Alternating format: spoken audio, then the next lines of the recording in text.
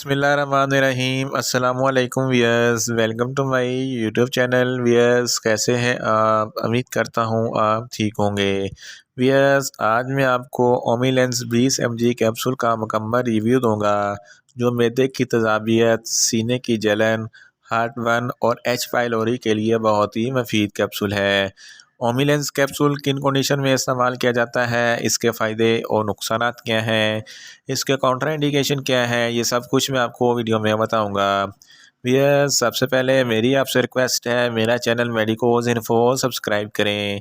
भैया, बात करते हैं ओमिलेंस कैप्सूल की फार्मूलेशन की, तो इसकी फार्मूलेशन में ओमेप्राजोल 20 mg होता है।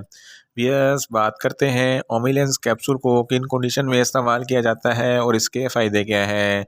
ओमिलेंस कैप्सूल डिस्पेप्सिया की बीमारी में बहुत ही मुफीद है। डिस्पेप्सिया एक ऐसी बीमारी है जिसकी वजह से मैदे में तेज़ाबियत बढ़ जाती है। इसके लिए ओमिलेंस कैप्सूल बहुत ही मुफीद है।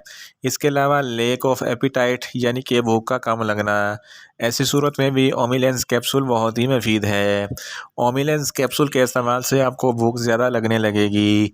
इसके अलावा प्रोकाइनेटिक यानी कि एंटी एसिडिटी, ओमिलेंस कैप्सूल एक एंटी एसिडिटी है, ये मैदे में तेज़ाबियत पैदा नहीं होने देता।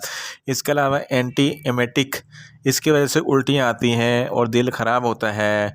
इस कंडीशन में भी ओमिलेंस कैप्सूल बहुत ही मुफीद है। अगर आपका एसिडिटी की वजह से दिल जलता है, तो इस कंडीशन में भी ओमिलेंस कैप्सूल बहुत ही मुफीद है। अगर आपका दिल ख़राब होता है और उल्टियाँ आती हैं, इस कंडीशन में भी ओमिलेंस कैप्सूल बहुत ही मुफीद है। इसके अलावा मैदे की एच पाइलोरी के लिए ओमिलेंस कैप्सूल बहुत ही मुफीद है। इन शॉर्ट, ओमिलेंस कैप्सूल मैदे की तेज़ाबियत, सीने की जलन और हार्टबर्न के लिए बहुत ही मुफीद कैप्सूल है।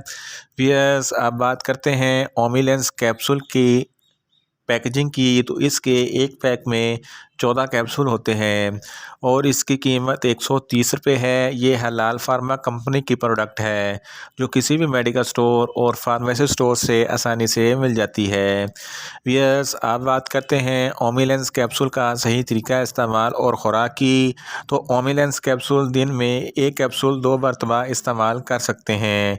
कैप्सूल को खाना खाने से 15 मिनट पहले इस्तेमाल करें तो आपको इफ़ेक्टिव रिज़ल्ट मिलेंगे, या आप अपनी कंडीशन या डॉक्टर की हदायत के मुताबिक भी इस्तेमाल कर सकते हैं।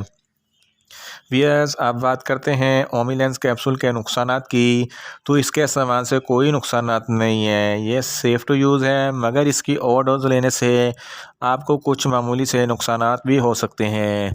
जैसा कि आपको सर दर्द हो सकता है, आपको ग़ुनूदगी हो सकती है, आपको डायरिया हो सकता है, आपको कब्ज़ हो सकती है।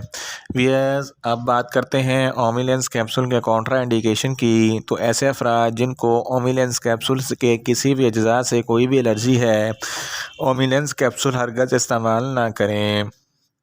और मैदे के अल्सर वाले मरीज़ भी ओमिलेंस कैप्सूल इस्तेमाल ना करें, और जिगर के अमराज वाले फ़र्द भी ओमिलेंस कैप्सूल हरगज़ इस्तेमाल ना करें।